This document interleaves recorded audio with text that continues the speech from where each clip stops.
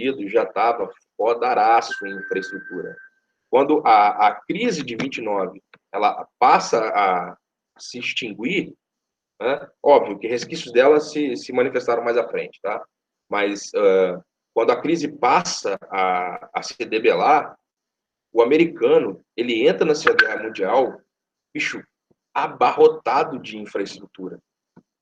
Ele entra cheio de aeroportos, cheio de portos, cheio de ferrovias, uma porrada de highways, são as BR dos Estados Unidos chama highway, né?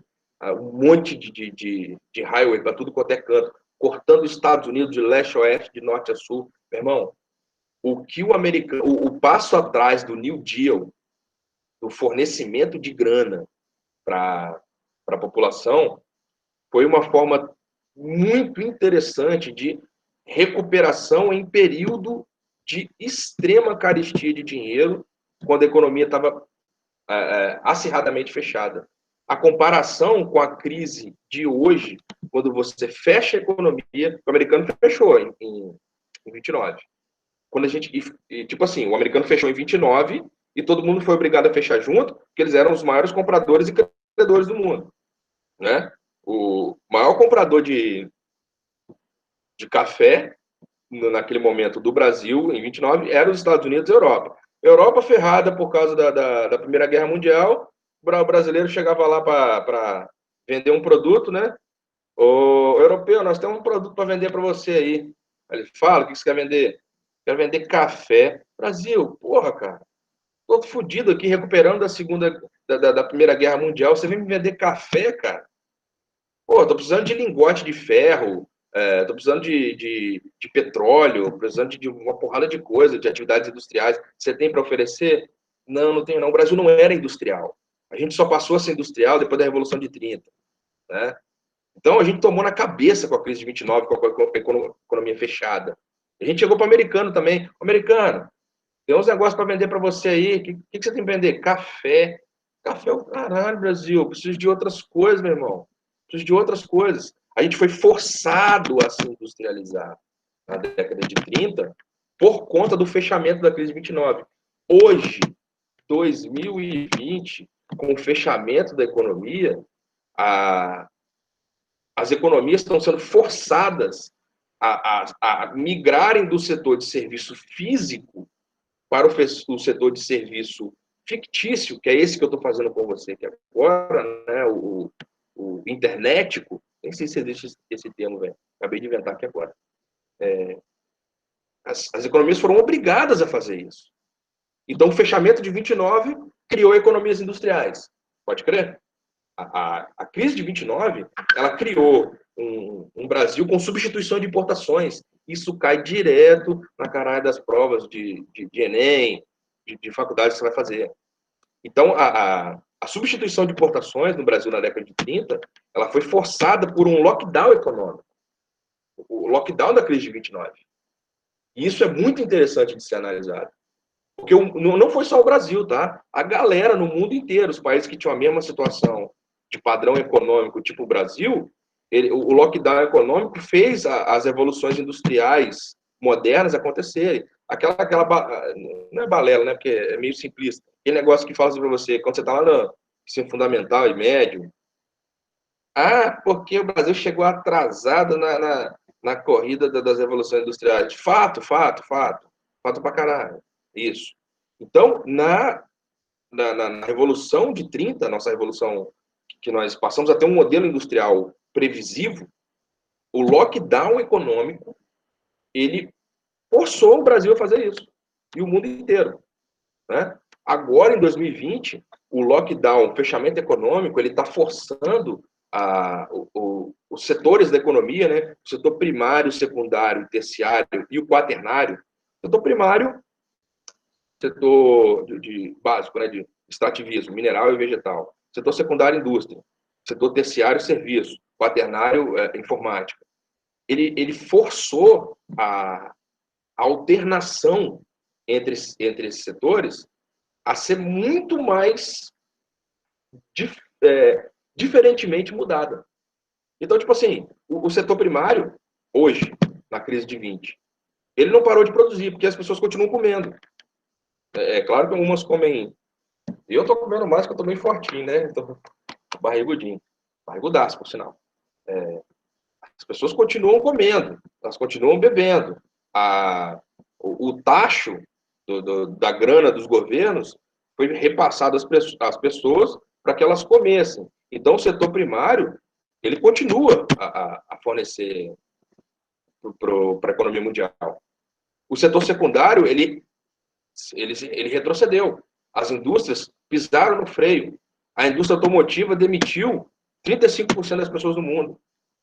Né? O setor terciário, ele demitiu milhões e milhões de pessoas pelo mundo inteiro, por causa da mudança do que eu havia falado com você agora há pouco. Porque o setor terciário de serviços, ele era físico, banco.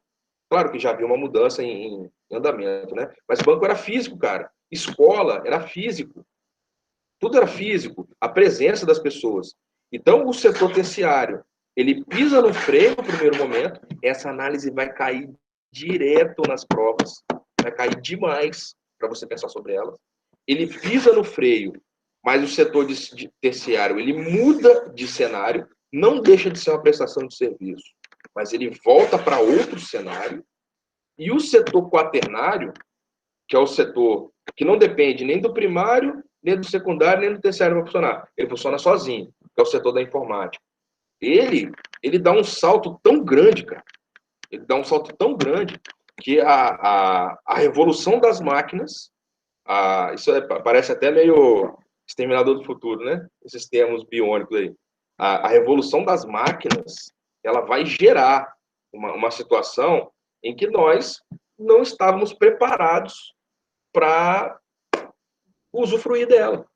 Por quê? Boa parte da população não é treinada e ainda não há um mercado específico para as pessoas comprarem dela. Então, rapaz, você imagina essa sinuca de bico geopolítica que a gente está vivendo no mundo hoje, com um monte de pessoas desempregadas e um setor quaternário em franca expansão. Um setor, rapaz, para pensar, olha no seu dia a dia, olha aquilo que você está vivendo. O iFood triplicou as vendas, né, com o aplicativo, as vendas de imóveis.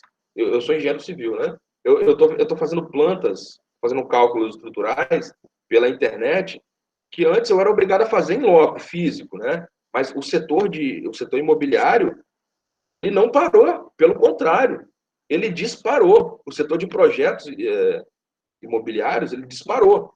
Estou trabalhando 10 vezes mais que eu trabalhava antes da pandemia. Aulas, eu tinha uma quantidade razoável de aulas, agora eu tenho muito mais com o suporte do setor quaternário, que é o setor da informática. Então, essa viagem dark que eu fiz com vocês, desde as cavernas, passando por crises específicas que rolaram, né, até o momento da gente chegar hoje em 2020, é para você entender também que as novas formas de consumo, elas também vão mudar. Uma coisa interessante para você analisar também com esse lockdown econômico e a forçação de barra para a gente mudar a forma como a gente produz, isso gerou também um novo paradigma de consumo de recursos naturais. Percebo, cara, a indústria do petróleo, ela está em pleno declínio, pleno. Ela, por mais que se você analisar a lista das maiores empresas do mundo, né, você vai ter a primeira lá é uma petroleira da Arábia Saudita, que é a Aramco, a Petrobras da Arábia Saudita. Isso é por uma jogada de mercado em termos de valores de ativo, né? Na verdade, tipo assim, quem vale mais no mundo hoje são as empresas do setor quaternário e as empresas de produção de combustível líquido que estão surgindo no mundo. Não sei se vocês sabem, mas o Google, além de permitir que a gente faça isso aqui hoje, né, eu acho que aliás, o nome é Google Meet do Google, né? O Google, velho, ele é um grande vendedor de matriz limpa de energia no mundo. O Google é dono de inúmeras fazendas de cana-de-açúcar aqui no Brasil. É o grupo Alphabet, não o Google em si, mas é o que controla o Google. O Google produz álcool. O Google produz biodiesel, né?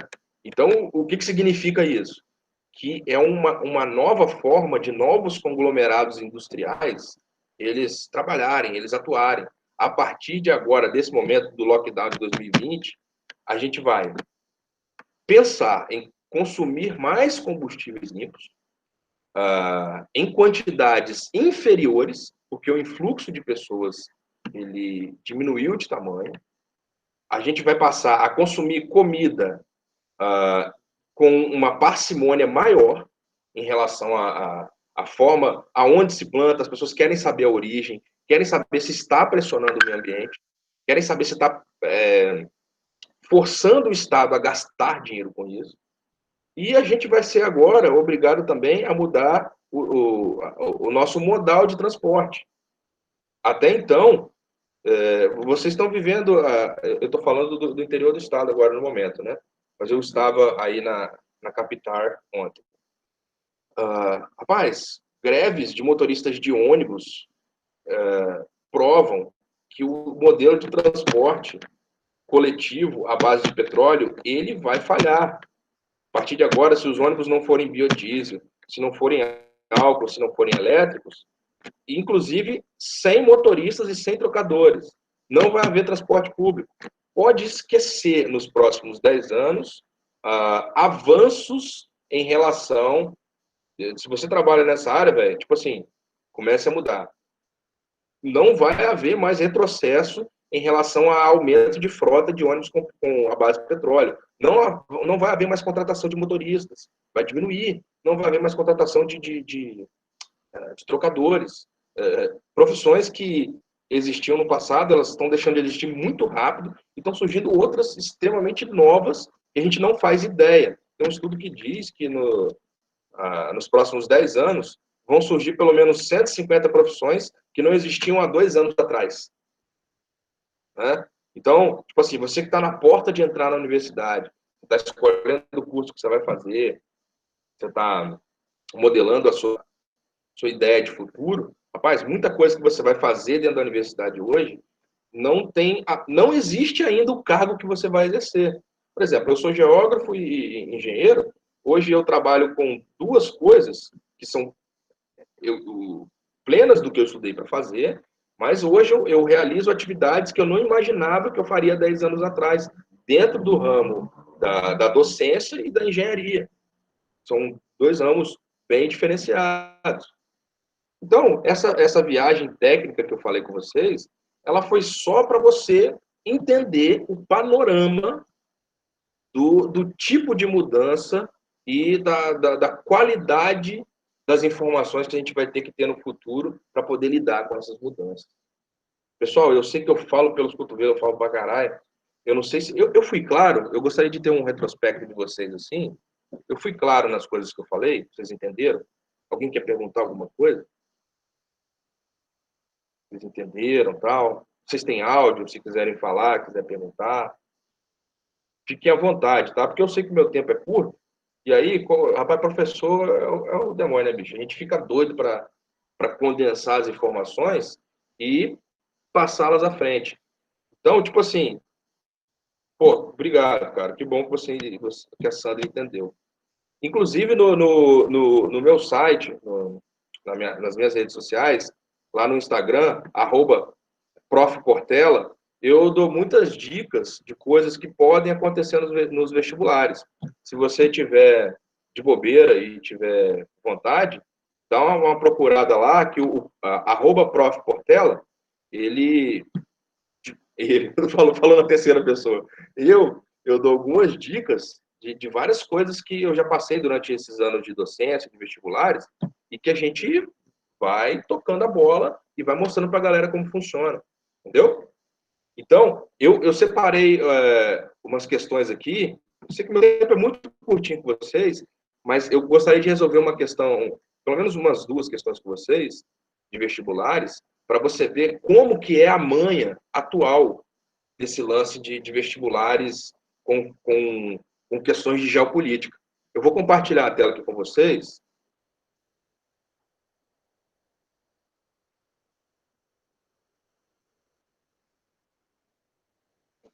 Vamos ver se você está vendo aí, hein?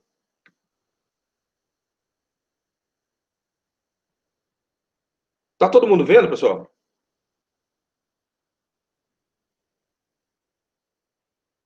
Todo mundo está vendo? Ah, então beleza, pode crer.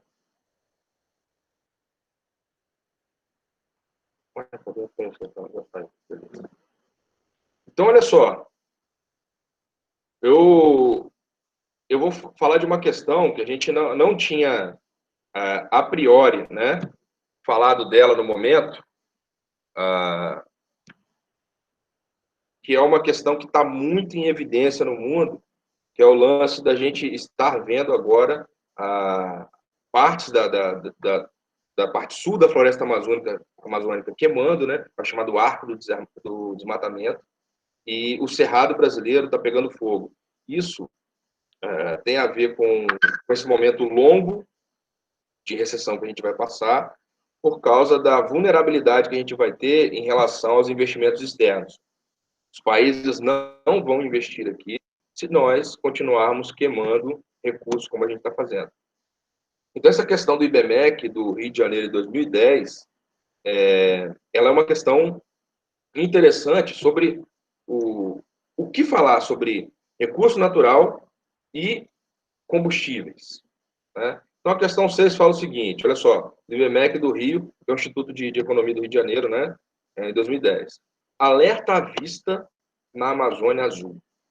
Bom, as Forças Armadas mostram preocupação com a vulnerabilidade do espaço marítimo brasileiro, incluindo a área do pré-sal. Inclusive, essa área marítima, né, do território brasileiro, se estendendo até a parte norte do Brasil, é o que nós chamamos de Amazônia Azul. Tem tanto recurso ali no mar que a gente a gente compara com uma Amazônia da vida, né? Então, quer dizer, o cara fala o seguinte, primeiro formam as fronteiras sul do Brasil, sul do país, depois a Amazônia. Agora o eixo da inquietação dos militares se volta para a vulnerabilidade do mar brasileiro. Embora não admitam publicamente, as Forças Armadas reconhecem, em apresentações internas, que a defesa dos espaços marítimos brasileiros, incluindo a área do pré-sal, é um desafio abissal. Além da conhecida defasagem tecnológica, cenários não afastam a possibilidade de questionamentos futuros sobre a soberania nacional. Percebam que quem está ainda querendo uma reeleição nos Estados Unidos é o Trump, né? Ele foca a todo momento que o Brasil não deveria ser tão soberano assim em relação aos seus recursos, né? Isso é para você pensar. Nos campos mais remotos de exploração oceânica do petróleo. Com base na reportagem acima, isso foi do Globo em 2009, né?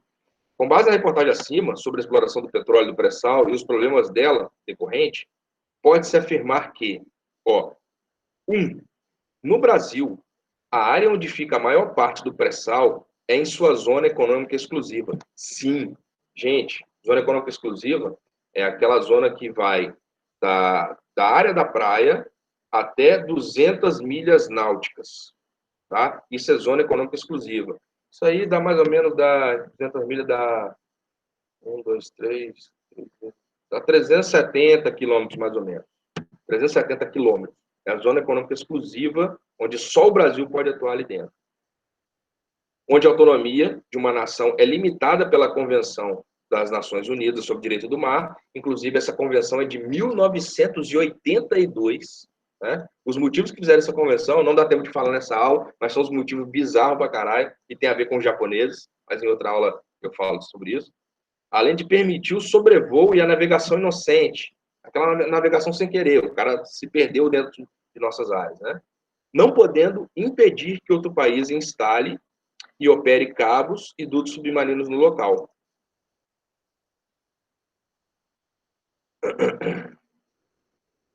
Então, tipo assim, a questão número 1, ela está dizendo que o Brasil é soberano nessa área e ele tem o direito de agir sobre essa zona econômica exclusiva. Então, isso é correto. 2, como o Brasil quer tirar petróleo do pré-sal, atividade reconhecidamente poluidora, há um temor de que as organizações ambientalistas, unidas em torno de uma rede global de reservas marinhas, pressione pelo veto ao acesso à exploração, já que é forte a conotação ambiental, pois relaciona a exploração dos recursos naturais no mar ao compromisso de proteger e preservar o meio marinho. Certíssimo. O mundo inteiro tem muito receio que a gente explore o pré-sal, visto que a gente já teve alguns acidentes graves dentro da área do pré-sal com indústrias estrangeiras. Inclusive, a Chevron produziu um desastre ambiental há 10 anos atrás que justifica esse pensamento. O Adu está correto. Como os mapas mostram que uma parcela do pré-sal está localizada fora da zona econômica exclusiva, ele, teoricamente, ainda é um patrimônio da humanidade. Olha que doideira, né? E pode ser explorado por qualquer um, provocando a existência na Marinha Brasileira de um plano de defesa do pré-sal pela possibilidade de violação dos direitos e interpretações por parte de um país não signatário das convenções das Nações Unidas sobre o direito do mar. Como as reservas de petróleo elas se estendem além da zona econômica exclusiva, então, tipo assim, uma plataforma está aqui, ela entra e explora o petróleo aqui. Se alguém está fora da zona econômica exclusiva, explorar o petróleo pelo fundo do mar, ela pode fazer isso. É uma doideira de engenharia fazer isso, e realmente acontece, e pode rolar. Então, a 3 está correta sobre o fato do Brasil querer se posicionar sobre isso. Então, a letra C nos daria a opção mais correta para a gente acertar essas questões. Pessoal, o meu tempo com vocês é realmente bem curtinho, eu sei que vocês vão pular para outra aula daqui a pouco. Eu espero ter podido dar um panorama um pouco geral para vocês desse assunto específico, que é o momento econômico que a gente está vivendo, ter feito essa ida e essa vinda, né?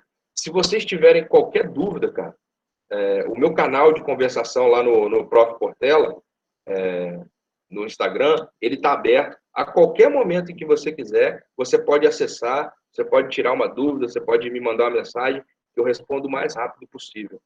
Espero ter ajudado vocês e pretendo ajudar vocês muito mais ainda e estou disponível na sua caminhada, tá? Um abraço para vocês e tamo junto. Beleza, moçada?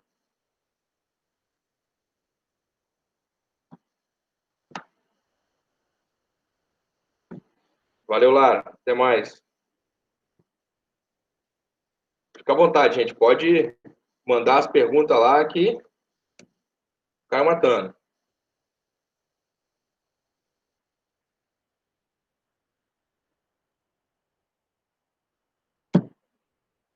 Valeu, gente. Vou pular para outra aula daqui a pouquinho. Um abração para vocês. Não. Obrigado, meu irmão. Mais uma vez, eu agradeço aí, meu camarada. Tamo junto e já esperamos aí a próxima aí. Você está presente com a gente de novo, meu irmão. Parabéns. É só chamar, meu brother. Tamo junto nessa parada aí. Tamo junto, querido. Um abração. Valeu, até mais. Valeu, até mais.